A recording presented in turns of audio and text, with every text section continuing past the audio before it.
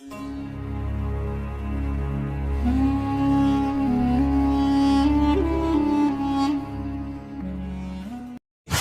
گزارشات درد دل کے ساتھ اور بغیر کسی فتنے کو بڑھاوا دینے اور بغیر کسی انتشار اور افتراق کے اسلامی کے دارالفتاح نے بالکل سطحی تحقیق کے ساتھ اور خام خواہ اس مسئلے کو اچھالا ہے۔ لاکھوں لوگ ہیں کہ جو پریشان ہیں بیچارے، جن کا تعلق دعوت اسلامی کے ساتھ ہے، وہ یہ پوچھنا چاہتے ہیں کہ بھائی بتاؤ جلالی صاحب نے جو کہا یہ صحیح کہا ہے یہ غلط کہا ہے۔ ایک تو انہوں نے کٹی ہوئی ویڈیو پر انہوں نے ماشاءاللہ فوراً فتویٰ دیا، اور ویڈیو دیکھتے کہ وہ جو پورے الزامی سوال ہے اس میں آگے بندہ جا کر نتیجہ کیا نکال رہا ہے۔ میں سمجھتا ہوں کہ یا تو ظاہر ہے اب کھل کر دعوت اسلامی اس مسئلے خطاب پر سامنے آ چکی ہے، یا پھر حسان اتاری صاحب کی ذاتی کوئی بہت جذباتی چیزیں پچھلے 3.5 سال جو نبی پاک صلی اللہ علیہ وسلم کی بیٹی کو سٹیجوں پر خطا پر کہا جاتا رہا، اس پر تو دارالفتاح حرکت میں نہ آیا۔ دعوت اسلامی کے مفتیوں سے کچھ سوالات ہیں۔ بکر حضرت مولا کائنات مولا علی پاک کے لیے کہتا ہے کہ انہیں رسول اللہ کا بھائی نہیں کہنا چاہیے۔ میرا دارالفتاح سے یہ سوال ہے کہ بتائیے کہ کیا بکر کا یہ کہنا درست ہے، اور اگر یہ غلط ہے تو کیا بکر نے نبی علیہ السلام کی درجنوں احادیث کا انکار نہیں کیا؟ تو کیا دارالفتاح اہل سنت بکر کے لیے سطحی علم رکھتا، ہوائی باتیں کرتا، علم حدیث سے ناشنا، کتب حدیث کے مطالعہ سے معروم، فہم دین سے فارغ اور علم الحدیث اور علم العقائد سے جاہل کے الفاظ استعمال کرے گا یا نہیں کرے گا؟ دارالفتاح اپنا موقف واضح۔ بسم اللہ والصلاۃ والسلام علی رسول اللہ۔ معزز ناظرین، مسئلہ خطا کے حوالے سے اہل سنت و جماعت کے مابین پچھلے 3-3.5 سالوں سے جو باہم منازعات، افتراق، انتشار کی کیفیت ہے، یہ کسی سے ڈھکی چھپی نہیں ہے، اور اس حوالے سے اہل سنت و جماعت کی بہت ساری جو مذہبی شخصیات ہیں اور بہت ساری جو تنظیمیں ہیں تو وہ خاموش رہی تھیں، جن میں دعوت اسلامی سر فہرست ہے، اور ان کا یہ موقف تھا کہ بھئی یہ جو اہل سنت و جماعت کے مابین افتراق اور انتشار کے جو مسائل ہیں تو دعوت اسلامی چونکہ چاہتی ہے کہ وہ دین کا کام اپنے آرام سے کرے تو ان بحث و تمیز میں خود کو نہیں ڈالتے ہیں۔ یہی وجہ ہے کہ پچھلے 3.5 سالوں سے باوجود اس کے کہ دارالفتاح اہل سنت جو دعوت اسلامی کا ایک شعبہ ہے اس سے اس مسئلے خطاب پر بارہا فتویٰ حاصل کرنے کی کوشش بھی کی گئی، لیکن دارالفتاح کے جو مفتیان تھے ان کی طرف سے ایک ہی موقف سامنے آیا کہ ہم یہ چیز تحریری طور پر نہیں لکھ کے دے سکتے کہ اس سے مزید باہم افتراق اور انتشار پھیلے گا، اور جو دعوت اسلامی ہے اس کی اپنی تنظیمی جو ساکھ ہے وہ بھی متاثر ہوگی۔ بہت ساری حکمتیں ہوتی ہیں کہ جن کی وجہ سے بہت ساری شخصیات، بہت سارے مفتیان نظام، بہت ساری تنظیمیں ہر سوال کا جواب وہ نہیں دیتی۔ آپ اسی کو لے لیجئے، اہل سنت و جماعت کا روافظ کے حوالے سے، شیعہ، دیوبندی، وہابی حضرات کے حوالے سے بڑا واضح سا موقف ہے، لیکن پاکستان کے کسی بھی دارالفتاح سے جا کر آپ سوال کریں کہ وہ شیعہ کے حوالے سے، دیوبندیوں کے حوالے سے یا وہابیوں کے حوالے سے اپنا موقف فتوے کی صورت میں وہ لکھ کر دیں تو میں ذمہ داری سے کہوں گا کہ آج کل جو قانونی پاکستان کے اندر قباحت ہیں ان کو سامنے رکھتے ہوئے کوئی بھی مفتی اور کوئی بھی دارالفتاح اہل سنت وہ لکھ کر نہیں دے گا۔ اب ظاہر ایک موقف سب کا ہے، لیکن وہ تحریری طور پر ایک مجبوری کی وجہ سے نہیں لکھ کر دیا جا سکتا۔ یہی ایک وہ چیز ہے جسے سامنے رکھتے ہوئے ہم نے اس عذر کو دعوت اسلامی کے مفتیان نظام کی طرف سے جو پیش کیا گیا اس کو ہم نے قبول کیا کہ بھئی ٹھیک ہے، ضروری نہیں ہے کہ ہر چیز لکھ کر دی جائے۔ تاہم جو پچھلے دنوں سے ہمارے مابین جو جلالی حضرات اور میرے مابین ہماری یہ جو بحث چل رہی تھی اس مسئلہ خطا کو لے کر، تو اس میں نے جو ایک الزامی سوال ان لوگوں پر کیا تھا، اور وہ میرا الزامی سوال بھی ان کے ایک بنائے ہوئے اصول کی وجہ سے تھا کہ پہلے ان لوگوں نے کہا کہ بی بی پاک سے خطا ہوئی، پھر کہا کہ وہ غلطی پر تھیں، پھر کہا کہ نہیں وہ خطائی تعدی ہے۔ جب یہ ان کی گرفت کی گئی کہ بھائی جب بی بی پاک کا وہ عمل قرآن کے ظاہری عموم کے مطابق تھا اور صحابہ کرام کا اجماع علماء نے لکھا ہے کہ ان کا وہ عمل درست تھا، اور حضرت ابوبکر صدیق رضی اللہ تعالی عنہ کا وہ عمل بھی حدیث کے مطابق بالکل درست تھا، تو ان دونوں ہستیوں میں سے کسی ہستی کو خطا پر کیسے کہا جا سکتا ہے؟ اور خطائی تعدی ویسے تو صفت مدح ہوگی، لیکن یہ ہر جگہ صفت مدح نہیں ہے۔ اگر کسی سے خطا سرزد ہوئی ہو تو اس کی تعویل خطائی تعدی سے کریں، پھر تو یہ صفت مدح ہے۔ لیکن اگر خام خواہ کسی کے لیے کہہ دیا جائے کہ جی اس سے خطائی تعدی ہو گئی تو یہ اس کے لیے صفت مدح نہیں ہے۔ اس حوالے سے ان کا ایک اصول سامنے آیا تھا کہ نہیں، اگر کسی نے نبی ہو، ولی ہو یا کوئی بھی ہو، کسی نے کچھ بھی نہ کیا ہو تو اگر کہہ دیا جائے کہ بھائی اس سے خطائی تعدی ہوئی ہے تو یہ اس کی کوئی بے ادبی نہیں ہے۔ اور میرا دعویٰ ہے کہ اگر خطا اجتہادی نہ بھی ہو پھر بھی منسوب کر دی جائے تو کوئی عیب نہیں ہوتا، یہ عیب ہے ہی نہیں۔ اور یہ کیسا اصول ان جلالی صاحب کے متعلقین کی طرف سے سامنے آیا تھا کہ اگر اس کو درست مان لیا جائے تو پھر تو استغفر اللہ معاذ اللہ دنیا میں کسی کی عزت محفوظ نہیں، کہ پہلے کہہ دیا جائے جی فلاں بندہ غلطی پر ہے، خطا پر ہے، بعد میں کہا جی نہیں صفت مدح ہے خطائی تعدی، ہم نے تو خطائی تعدی کا قول کی ہے۔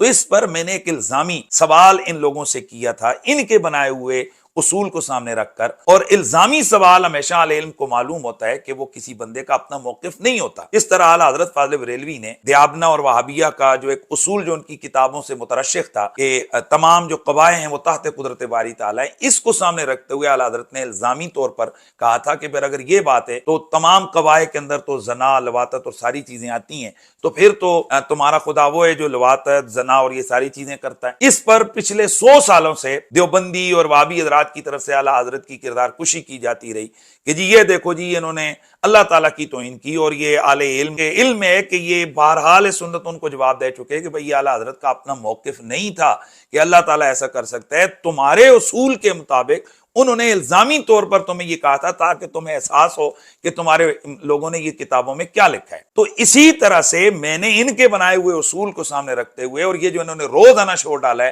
کہ جی بی بی پاک خطائی تعدی پر تھیں، ہمارا یہ موقف ہے بی بی پاک خطائی تعدی پر تھیں، اور اگر ان کے لیے خطائی تعدی کا قول کر دیا جائے تو اس میں کوئی ان کی بے ادبی نہیں، تو میں نے ان کے سامنے رکھا تھا کہ بھائی اگر کوئی بندہ یہ کہہ دے کہ حضرت سیدنا ابوبکر صدیق رضی اللہ تعالی عنہ نے یہ جو بی بی پاک کو انکار کیا تھا فدق کے معاملے میں تو وہ خطا پر تھے، اور اس پر جس طرح شیعہ حضرات کا موقف ہے جو ان کے بنائے ہوئے اصول ہیں کہ جی چونکہ اس حدیث کے راوی جو ہے نا حضرت ابوبکر صدیق اکیلے ہیں اور اس وجہ سے انہیں اس کے سننے میں خطا اور غلطی لگ سکتی ہے، تو اب اگر یہ ساری چیزیں سامنے رکھ کر حضرت ابوبکر صدیق کے لیے کوئی یہ کہہ دے کہ بتاؤ کہ پھر کیا وہ خطا پر نہیں ہے، وہ بھی خطا پر ہے، اور پھر معاذ اللہ آگے کہہ دیا جائے جی کہ نہیں نہیں میری مراد تو خطائی تعدی تھی، تو میں نے آگے چل کر ان سے الزامی سوال کیا تھا کہ بتاؤ کیا یہ ابوبکر صدیق رضی اللہ تعالیٰ عنہ کی بے ادبی اور گستاخی ہوگی یا نہیں ہوگی؟ اور میرا موقف بڑا واضح اسی ویڈیو میں موجود ہے کہ بھئی دل پہ ہاتھ رکھ کے بتاؤ کہ کیا یہ گستاخی ہوگی یا نہیں، یعنی یہ بالکل گستاخی ہے،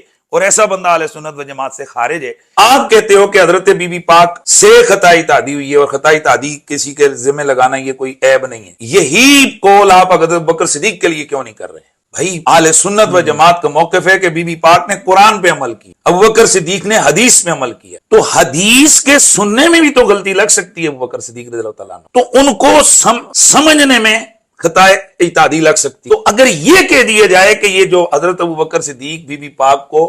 منع فرما رہے تھے، نہ کر رہے تھے، تو ان سے خطا ہوئی، اور بعد میں مہینے بعد کو نہیں ان سے خطائی تعدی ہوئی، اور پھر وہی سارے دلائل یہاں رکھو جو بی بی پاک کے لیے رکھ رہے ہو، تو میں سننے والوں سے کہتا ہوں دل پہ ہاتھ رکھ کے بتاؤ کیا یہ ابوبکر صدیق کے شایان شان ہے؟ یہ ابوبکر صدیق کی بے ادبی ہوگی کہ نہیں ہوگی؟ اگر نہیں ہوگی تو پھر کیوں،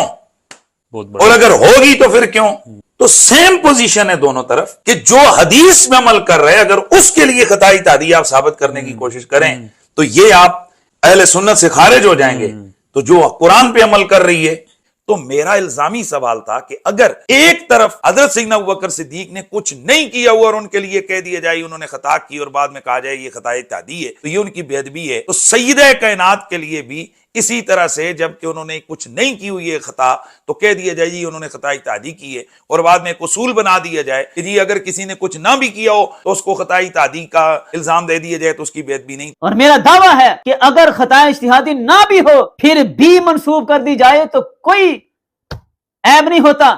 یہ عیب ہے ہی نہیں۔ تو بتاؤ کہ کیا یہ سیدہ کی توہین ہے یا نہیں؟ تو یہ لوگ جناب گچی سے پکڑے گئے تھے۔ میرے الزامی سوال کے مندرجات تھے، اس میں ایک تھا کہ بھائی حضرت سیدنا ابوبکر صدیق رضی اللہ تعالیٰ عنہ اس حدیث کے راوی ہیں، ان کو اس حدیث کے سننے میں بھی خطا لگ سکتی ہے، غلطی لگ سکتی ہے، یعنی یہ میرا موقف نہیں، یہ وہ الزامی سوال کی عبارت تھی جس کو آگے چل کر میں نے کہا کہ اگر ایسا کوئی کہتا ہے تو اہل سنت سے خارج ہے، کہ جو حدیث میں عمل کر رہے اگر اس کے لیے خطائی تعدی آپ ثابت کرنے کی کوشش کریں تو یہ آپ اہل سنت سے خارج ہو جائیں گے، جو قرآن پہ عمل کر رہی ہے تو میری اس ویڈیو کو کاٹ کر اتنی سی چیز کو نہ بنیادی مقدمہ جو میں نے بیان کیا اسے اور نہ جو آخر میں جا کر میں نے ان کے اوپر الزامی سوال کیا اسے، ان دونوں چیزوں کو الگ کر کے درمیان سے اتنی سی چیز کو میرا موقف کر کے جب وائرل کیا گیا پورے ملک کے اندر کہ جی دیکھو حنیف قریشی نے کہا ہے کہ حضرت سیدنا ابوبکر صدیق رضی اللہ تعالیٰ عنہ سے تا ہو گئی، سننے میں حدیث کو ان کو غلطی لگ گئی. ارے بھائی میرا یہ موقف استغفر اللہ معاذ اللہ نہیں. اور اس کی وضاحت میں اس کے بعد ایک تو اسی دن جب ویڈیو گئی اور اس سے آگے دوسری ویڈیو میں وضاحت سے بیان کر چکا کہ بھئی یہ اہل سنت کا موقف نہیں ہے، حالانکہ میرا یہ موقف ہے ہی نہیں. میں نے تو یہاں الزامی سوال کیا کہ اگر کوئی کہے تو پھر، تو حالانکہ میرا موقف نہیں. الزامی سوال کے طور پر اگر درد اٹھ گیا تو میں نے حضرت سیدنا ابوبکر صدیق رضی اللہ تعالیٰ عنہ کے حوالے سے یہاں پر الزامی سوال کیا اور اس میں نے کہہ دیا جی کہ اس حدیث کا اکیلے راوی حضرت سیدنا ابوبکر صدیق ہیں. ہمارا وہی موقف ہے جو حضور اعلیٰ کہے کہ یہاں پر اس حدیث کے راوی اکیلے حضرت سیدنا ابوبکر صدیق رضی اللہ تعالیٰ عنہ نہیں ہیں، دیگر صحابہ کرام بھی ہیں. بہرحال یہ تو مسئلہ ہی کوئی نہیں ہے بھائی، حضرت ابوبکر صدیق اکیلے نہیں ہیں، ان کے ساتھ دیگر صحابہ کرام بھی اس حدیث کے راوی موجود ہیں. میرا تو الزامی سوال تھا، میرا تو اصل الزامی سوال تھا اتنا سا کہ بھائی اگر حضرت سیدہ طیبہ کو خطائی تعدی کے الزام دینا یہ ان کی بے ادبی نہیں تو بتاؤ حضرت ابوبکر صدیق کی بے ادبی ہوگی یا نہیں؟ اس کا سمپل سے جواب یہ تھا کہ ہے بے ادبی، اور جیسا کہ ان لوگوں نے ریئیکشن دیا کہ بے ادبی ہے تو میرا مقدمہ تو ثابت ہو گیا کہ بھائی پھر سید کائنات کے لیے بھی بے ادبی ہے. لہذا یہ آج کے بعد نہ کہا جائے، اس چیز سے توبہ کی جائے، رجوع کیا جائے کہ بھائی خطائی تعدی کی اضافت بھی اگر بی بی پاک کی طرف کر کے کہا جائے، یہ موقف رکھا جائے. ہمارا یہ موقف ہے بی بی پاک معاذ اللہ مسئلہ فدق کے اندر جو ہے نا وہ خطا پر تھیں. دعوت اسلامی ان تنظیموں میں سے کہ جس نے پچھلے 3.5 سال اس مسئلے پر خاموشی اختیار کی، باوجود ان کے دارالفتاء سے سوال کرنے کے انہوں نے اس پر جواب نہیں دیا. اس دفعہ دعوت اسلامی نے اپنا پیٹرن چینج کیا اور ان کے دارالفتاء سے مفتی حسان صاحب نے میری اس وائرل ویڈیو جس کی میں 2 دفعہ مزید وضاحت کر چکا تھا کہ یہ میرا موقف نہیں ہے بلکہ یہ الزامی سوال ہے، اس الزامی سوال کی چیزوں کو سامنے رکھ کر ایک فتویٰ تحریر کیا. گو کہ وہاں پر لفظ زید کے ساتھ سوال بنایا گیا کہ زید یہ کہتا ہے کہ اس حدیث کے اکیلے راوی ہیں وغیرہ وغیرہ، حالانکہ وہ میرا موقف نہیں تھا. تو اس کا انہوں نے جواب دیا جس میں انہوں نے اپنے دلائل دیے کہ بھئی حدیث مبارکہ کے اکیلے راوی حضرت ابوبکر صدیق نہیں ہیں بلکہ دیگر صحابہ بھی ہیں. حالانکہ یہ تو بات ہی نہیں ہے، یہ تو بحث ہی نہیں ہے، نہ یہ میرا موقف ہے کہ بھئی اس حدیث مبارکہ کے اکیلے راوی حضرت ابوبکر صدیق ہیں. اور یہ میں پہلے 2 ویڈیوز میں یہ وضاحت کر چکا تھا یہ فتویٰ لکھنے سے پہلے. میں سمجھتا ہوں کہ یا تو ظاہر ہے اب کھل کر دعوت اسلامی اس مسئلے خطاب پر سامنے آ چکی ہے، یا پھر حسان عطاری صاحب کی ذاتی کوئی بہت جذباتی چیزیں تھیں اس حوالے سے کہ وہ پچھلے 3.5 سال جو نبی پاک صلی اللہ علیہ وسلم کی بیٹی کو اسٹیجوں پر خطا پر کہا جاتا رہا، انبیاء علیہ السلام کی اجتہادی خطائیں گنوائی جاتی رہیں، حتیٰ کہ انبیاء علیہ السلام کے حوالے سے ایسے جملے بولے گئے کہ جو استغفر اللہ معاذ اللہ، اللہ کی پناہ ان سے. تو مانا گیا کہ اجتہاد ہے، رسول پاک صلی اللہ علیہ وسلم کے لحاظ سے یہاں بات ہو رہی ہے، اور پھر اجتہاد میں خطا بھی مانی گئی، یعنی ہو سکتا ہے، اور پھر اس کا وقوع اس کے لحاظ سے بات کی گئی کہ جب وقوع ہو چکا تو پھر تو سوال ہے. یہاں حضرت آدم علیہ السلام سے اجتہاد میں خطا ہوئی کہ داؤد علیہ السلام نے ایک فیصلہ کیا اور اس فیصلے میں خطا کی. وہ بھی ہیں جو اجتہاد سے سرکار دو عالم صلی اللہ علیہ وسلم نے خود بیان فرمائے ہیں، اور پھر جو اجتہاد والے ہیں ان میں خطا کی گنجائش ہے. اب یہ اگر قوم کو نہیں بتائیں گے تو کیا قرآن قوم کا نصاب نہیں ہے؟ یہی لفظ ہزاروں ہمارے ائمہ ہیں جنہوں نے انبیاء کرام علیہ السلام کے لحاظ سے اجتہاد میں خطا کے وقوع کو ذکر کیا ہے. ہم اس جھنڈے کو پکڑ کے کھڑے ہیں جو عرش سے اترا ہے، یعنی اللہ کے قرآن کا جو موقف ہے وہ پیش کر رہے ہیں. اور اگر یہ توہین ہے تو پھر معاذ اللہ قرآن کوئی توہین سکھا رہا ہے، پڑھا رہا ہے. قرآن یہاں غیر نبی سے خطا کے امکان کو توہین کہا جا رہا ہے، اور یہاں قرآن کی آیت کے پیش نظر یہ لکھ رہے ہیں کہ امکان ہی نہیں، انبیاء علیہ السلام سے اجتہادی مسائل میں خطا کا وقوع بھی ثابت ہے. لوگوں کو تو کہہ رہے ہیں نا کہ یہ اقوال پیش کر رہے ہیں اور مختار مذہب پیش کر رہے ہیں، تو ہم مختار مذہب پیش کر رہے ہیں. اس پر تو دارالفتاء حرکت میں نہ آیا، وہاں زید کے نام سے سوال نہ کیا گیا. تو یہاں پر انہوں نے فوراً ناؤ دیکھا نتاؤ اور فتویٰ لکھا، اور جس کو میرا نام لگا کر پورے ملک میں یہ تشہیر کی گئی۔ حالانکہ دارالافتاء کی ذمہ داری تھی کہ اگر اس چیز کو انہوں نے فتویٰ دینا تھا تو وہ تحقیق کرتے، پوری ویڈیو دیکھتے کہ وہ جو پورے الزامی سوال ہے اس میں آگے بندہ جا کر نتیجہ کیا نکال رہا ہے، اس سے الگ تھلگ انہوں نے فتویٰ دیا، جس میں اتنے سے جملوں پر احسان اتاری صاحب نے لکھا کہ زید جو ہے وہ سطحی علم رکھتا، ہوائی باتیں کرتا، علم حدیث سے ناشنا، کتب حدیث کے مطالعہ سے معروم، فہم دین سے فارغ اور علم الحدیث اور علم العقائد سے جاہل ہے۔ یہ پورے ملک میں یہ چیز وائرل ہوئی کہ لو جی حنیف قریشی کے خلاف جو ہے نا دارالافتاء اہل سنت سے فتویٰ آ گیا۔ چونکہ اس سے قبل تو دعوت اسلامی غیر جانبدار رہی، مرکزی جو دارالافتاء اہل سنت کا ہے وہ خاموش رہا، خاموش انہیں نہیں رہنا چاہیے تھا، اپنا موقف دینا چاہیے تھا، لیکن ایک عذر جو میں نے پیچھے بیان کر دیا اس کو سامنے رکھتے ہوئے ہم مانتے ہیں کہ ٹھیک ہے دعوت اسلامی کو اس طرح کی چیزوں میں انوالو نہیں ہونا چاہیے تھا، لیکن جب وہ اب کھل کر آ گئے ہیں کہ انہوں نے نہ آؤ دیکھا ہے نہ تاؤ، تو اب میرا دعوت اسلامی کے مفتیوں سے کچھ سوالات ہیں، اور میں امید رکھتا ہوں کہ ایک تو انہوں نے کٹی ہوئی ویڈیو پر انہوں نے ماشاءاللہ فوراً فتویٰ دیا اور اس طرح کی چیزیں لکھی ہیں، تو اب میں ان سے اسی ویڈیو کے ذریعے سے سوال کر رہا ہوں اور پورے پاکستان کی عوام سے اور علماء سے میں گزارش کروں گا اب دعوت اسلامی کے دارالافتاء سے یہ سوال کریں، اور پچھلے کافی دنوں سے یہ سوال دعوت اسلامی کے دارالافتاء سے عوام کر رہی ہے، لیکن ان کی طرف سے جواب نہیں آ رہا۔ میں آفیشیلی دعوت اسلامی کے دارالافتاء سے یہ سوال پوچھ رہا ہوں، اور امید ہے کہ مفتی احسان صاحب اور دیگر جو لوگ ہیں وہ ان سوالوں کا جواب ضرور دیں گے۔ میرا پہلا سوال یہ ہے، بتائیے زید یہ کہتا ہے کہ فدق کے معاملے میں جب بی بی پاک نے مطالبہ کیا حضرت سیدنا ابوبکر صدیق سے، تو بی بی پاک جب مطالبہ فرما رہی تھیں تو وہ خطا پر تھیں، اور بعد میں وہ کہتا ہے کہ ان سے غلطی ہو گئی۔ یعنی یہ فرمایا کہ مسئلہ باغ فدق میں یہ روافظ تم دلیل نہ بناؤ کہ معصوم تھی تو مانگنا ہی حق کی دلیل ہے، پرانی خطا کا امکان تھا اور خطا پر تھیں، جب مانگ رہی تھیں خطا پر تھیں۔ لہذا حضرت فاطمہ رضی اللہ تعالی عنہا نے اگر یہ دلیل پیش کی تھی تو پھر بھی معصوم نہیں تھی، غلطی ہو گئی۔ بکر یہ کہتا ہے کہ سیدنا ابوبکر صدیق رضی اللہ تعالی عنہ نے جب بی بی پاک کے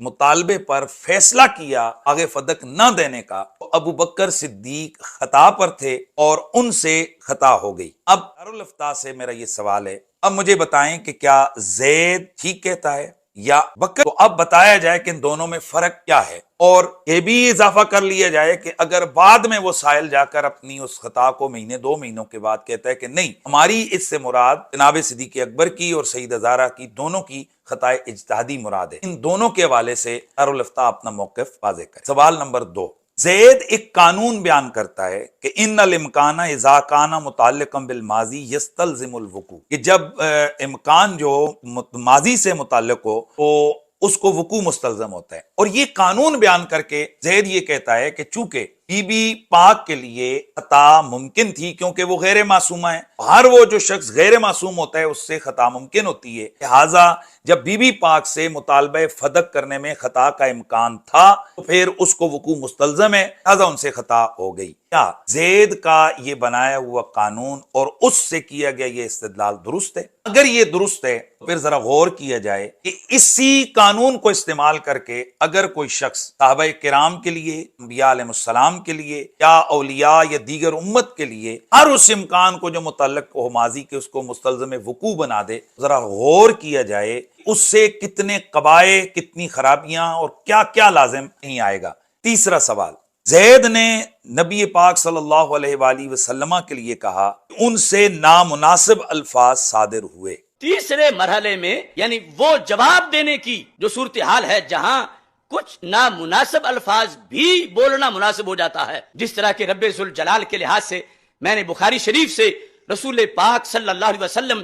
کی یہ حدیث پیش کی، کیا مجبوری ہے یہ بولنے کی کہ وہ اعور نہیں، وہ کانا نہیں، مگر یہ لفظ سب سے بڑے توحید پرست حضرت محمد مصطفیٰ صلی اللہ علیہ وسلم نے بولے ہوئے ہیں، اور صحیح بخاری میں حدیث ہے، ہم نے اس کا حوالہ دیا۔ کیا نبی پاک صلی اللہ علیہ وآلہ وسلم سے نامناسب الفاظ صادر ہو سکتے ہیں؟ اگر نہیں، زید کا حکم شرعی دارالافتاء واضح کرے۔ چوتھا سوال، زید کہتا ہے اگر ابو بکر صدیق باغ فدق کا مال بی بی پاک کو دے دیتے تو حرام مال ان کی طرف چلا جاتا. حالانکہ اگر دے دیتے تو ان کے خلاف تو آج بھونکنے والے نہ بھونکتے، مگر نقصان کیا ہوتا؟ مقدس آل کے طرف لقمہ حرام چلا جاتا. الثانی انہو کان ما یعطی لفاطمہ مالا حراما بلا خلاف. صدیق اکبر حضرت طیبہ فاطمہ رضی اللہ تعالی عنہ کو حرام مال کیسے دے سکتے تھے؟ جس کو شریعت نے مال حرام کہا ہو. تو یہ تھی غیرت صدیق اکبر کی کہ تمہارے ابا جان نے مجھے تیار کیا اور میں تمہارے تقدس کو جانتا ہوں اور مجھے پتا ہے کہ یہ تمہارے شایان شان نہیں اس طرح ملکیت کے دینے کے لحاظ سے. لہٰذا اگر صرف یہ لحاظ کرتے ہوئے کہ سیدہ پاک نے فرمایا دے دیتے تو ادھر معصیت ہو جاتی. سرکار ناراض ہوتے، خلیفہ تم تھے تو تم نے میری ہی آل کے لیے مال حرام اپنے ہاتھوں سے دے دیا. اس بنیاد پر حضرت صدیق اکبر رضی اللہ تعالیٰ عنہ نے نہ دے کے مقدس گھرانے کی تقدیس پہ پہرا دیا. ہمارا دارالفتاء اہل سنت سے سوال ہے کہ کیا بی بی پاک کے لیے اس طرح کے جملوں کا استعمال زید کے لیے درست ہے؟ سیدہ نے جس مال کا مطالبہ کیا تھا وہ مال حرام تھا؟ کیا ابو بکر صدیق نے سیدہ کو لقمہ حرام سے بچایا؟ بتائیے یہ لہجہ دیدہ دلیری بارگاہ سیدہ کے شایان نشان ہے؟ پانچواں سوال کہ زید ایک حدیث ضعیف کو سامنے رکھتے ہوئے سیدہ کائنات کے لیے یہ کہتا ہے کہ نبی پاک صلی اللہ علیہ وسلم نے سیدہ کے لیے ذنوب کا لفظ استعمال کیا اور زور لگا لگا کر عملتی ہے کہہ کر وہ یہ ثابت کرنا چاہتا ہے کہ استغفر اللہ معاذ اللہ، سیدہ کے لیے ذنوب کے ارتکاب کا گویا کہ اعلان معاذ اللہ رسول اللہ نے بھی کیا ہے. اور ان تمام چیزوں سے نتیجہ یہ نکالنا چاہتا ہے کہ اگر میں نے سیدہ کے لیے خطا کی بات کر دی تو کون سی بڑی بات کی، معاذ اللہ حضور نے تو ان کے لیے ذنوب کا لفظ بھی استعمال کیا. سیدہ فاطمہ رضی اللہ تعالی عنہ کے لیے رسول پاک صلی اللہ علیہ وسلم نے لفظ ذنوب کا استعمال کیا. عملتی ہے جو آپ نے کیے ہیں. جس مسلک کے اندر ایسی حدیثیں ہوں جن کے اندر لفظ ذم ہے، اس مسلک میں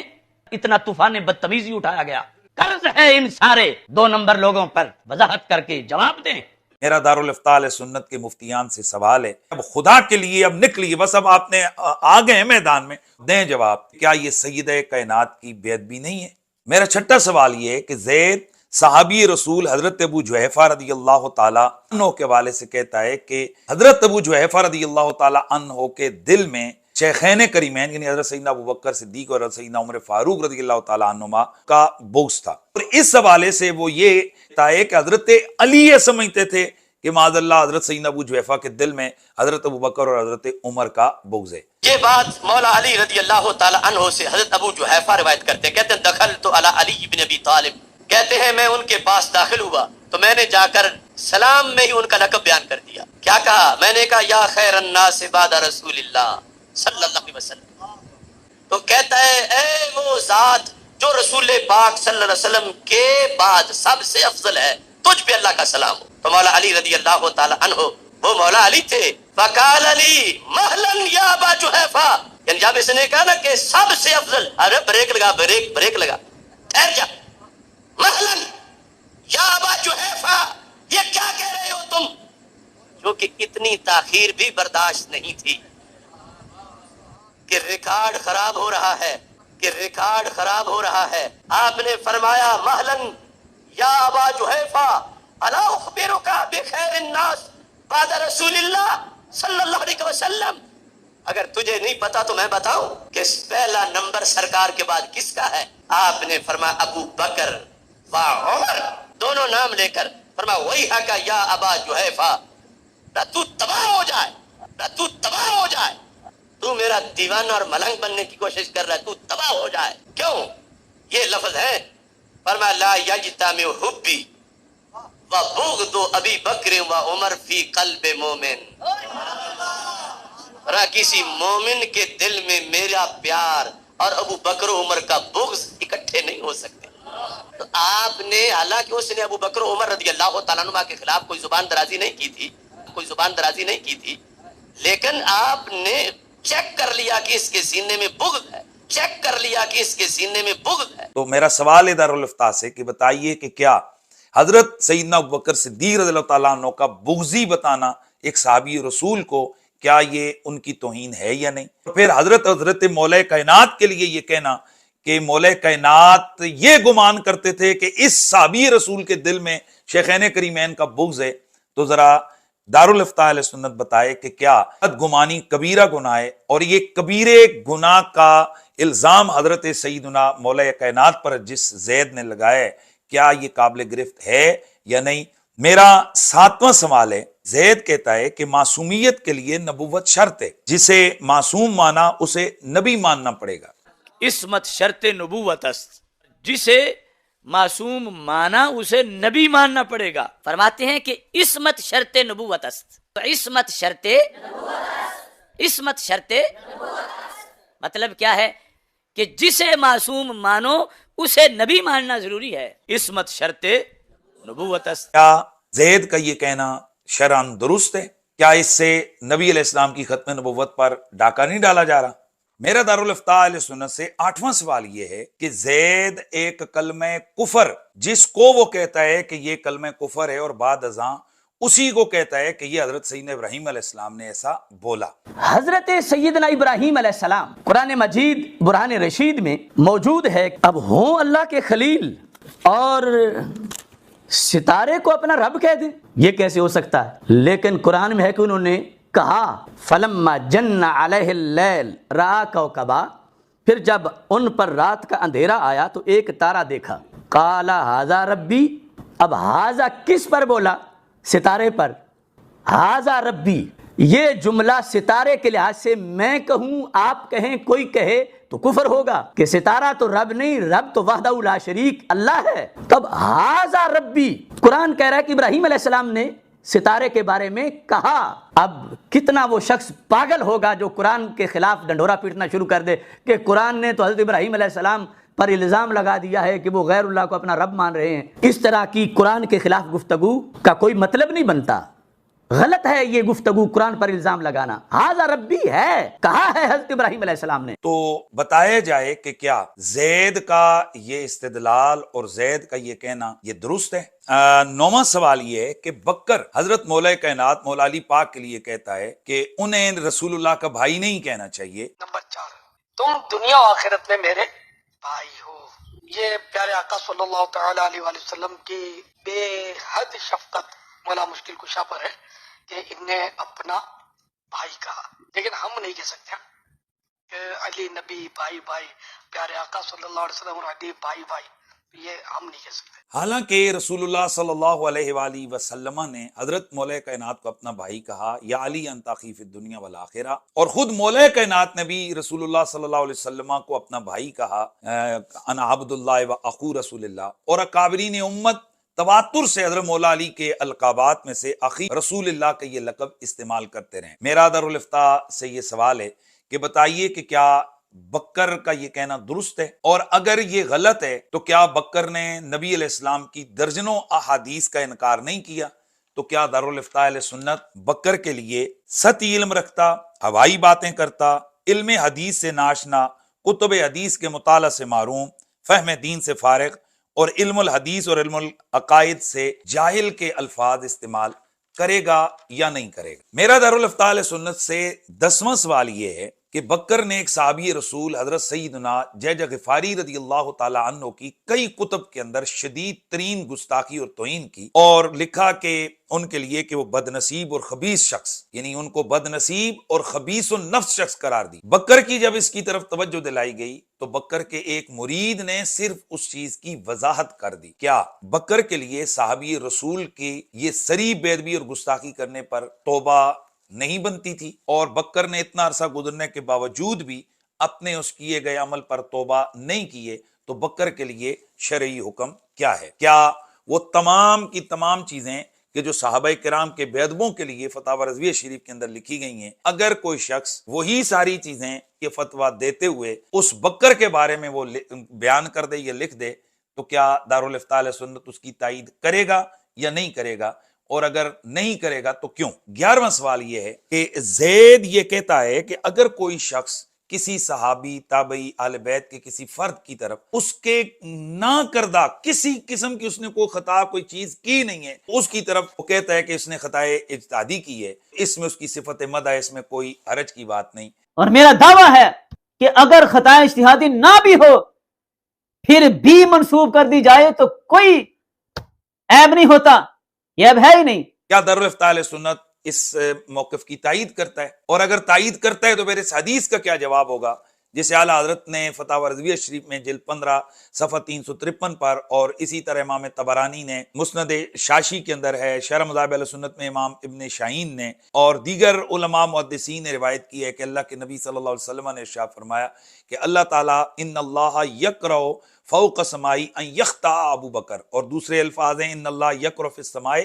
ان یخطا ابو بکر فی الارض، اللہ تبارک و تعالیٰ آسمانوں پر ناپسند کرتا ہے کہ زمین پر ابو بکر صدیق خطا کرے، اور ظاہر ہے جس مقام پر اللہ کے رسول نے یہ فرمایا وہاں پر کوئی خطائے معصیت کی تو تک ہی نہیں بنتی، وہاں خطائے اجتہادی ہی کا معاملہ بن سکتا ہے، کیونکہ ایک مشاورت کے مسئلے میں حضرت ابو بکر صدیق کے لیے رسول اللہ صلی اللہ علیہ وسلم نے یہ ارشاد فرمایا تھا۔ تو بتایا جائے کہ جب رسول اللہ یہ فرما رہے ہیں کہ کسی قسم کی خطا کو بھی اللہ تبارک و تعالیٰ ابو بکر صدیق رضی اللہ تعالیٰ عنہ سے پسند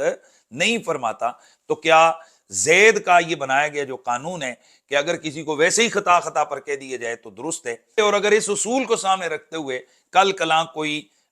دارالافتاء کی شخصیات یا ان کی بزرگوں یا دیگر اولیاء یا دیگر کی طرف خطا کر کے تقریروں میں یا تحریروں میں اور بعد میں کہے جی کہ چونکہ ایک مسلمہ قانون ہے کہ اگر کسی نے کچھ نہ کیا ہو تو اس کو خطائی تعدی کا الزام دے دیا جائے تو اس میں کوئی حرج نہیں ہے، تو اگر ہم نے کر دیا تو کیا ہو گیا، کس کی وضاحت بھی مطلوب ہے۔ میرا مفتی احسان صاحب سے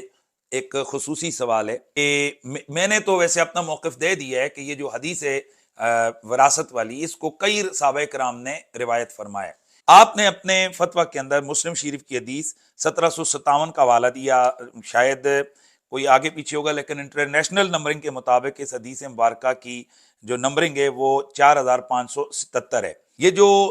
امام زہری کی سند سے جس روایت کو آپ نے مستدل بنایا ہے، میرا آپ سے مفتی احسان صاحب یہ سوال ہے کہ کیا آپ اس مسلم شریف کی حدیث کے اس ایک حصے کو مانتے ہیں یا اس پوری حدیث کو مانتے ہیں؟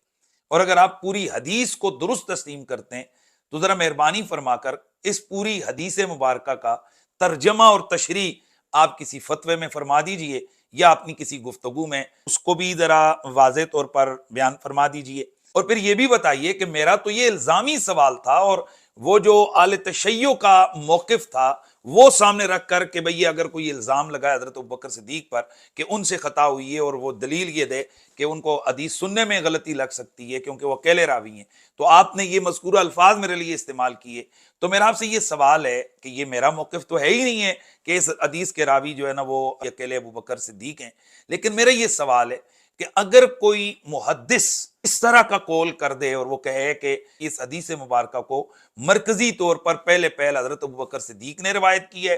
اور بعد ازاں حضرت ابوبکر صدیق سے حضرت عمر، حضرت ابو ہریرہ، حضرت سیدہ عائشہ اور دیگر نے روایت کی ہے اور اس کی وہ تصریح بھی کرے، کیا وہ اہل سنت کا جو محدث عالم ہے اس کے لیے بھی آپ کے وہ 6 الفاظ ہوں گے یا نہیں ہوں گے؟ میرے اگر الزامی سوال پر وہ 6 الفاظ آپ نے جو استعمال کیے ہیں تو کیا وہ محدث کے لیے بھی آپ استعمال کرنا پسند کریں گے یا نہیں کریں گے؟ آپ پہلے اس کا جواب دیجئے گا، انشاءاللہ پھر میں وہ محدثین آپ کے سامنے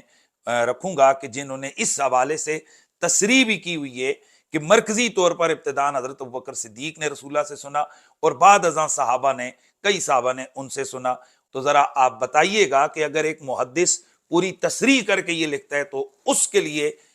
آپ یہ الفاظ استعمال کریں گے یا نہیں کریں گے؟ کہ میری گزارشات درد دل کے ساتھ اور بغیر کسی فتنے کو بڑھاوا دینے اور بغیر کسی انتشار اور افتراق کے ہیں۔ میں نے بہت ساری وہ شخصیات کے جن کا مرکز دعوت اسلام کے ساتھ تعلق ہے، مفتی صاحب کے فتویٰ آنے کے متصل بعد ان سے رابطہ کیا تھا۔ یہ دعوت اسلامی کے دارالافتاء نے بالکل سطحی تحقیق کے ساتھ اور خواہ مخواہ اس مسئلے کو اچھالا ہے، لہذا اس کی وضاحت کر دی جائے۔ میں نے پورا 1 ہفتہ اس حوالے سے انتظار کیا اور اس کے بعد اب یہ میں نے آپ کے سامنے سوال رکھے ہیں، تو اب امید ہے کہ آپ کھل کر آ گئے، تو اب دعوت اسلامی اب فیصلہ کر لے کہ اس نے کہاں کھڑا ہونا ہے۔ اور اب دیکھیں نا، ویسے بھی لاکھوں لوگ ہیں کہ جو پریشان ہیں بیچارے، جن کا تعلق دعوت اسلامی کے ساتھ ہے، وہ یہ پوچھنا چاہتے ہیں کہ بھائی بتاؤ جلالی صاحب نے جو کہا ہے یہ صحیح کہا ہے یہ غلط کہا ہے،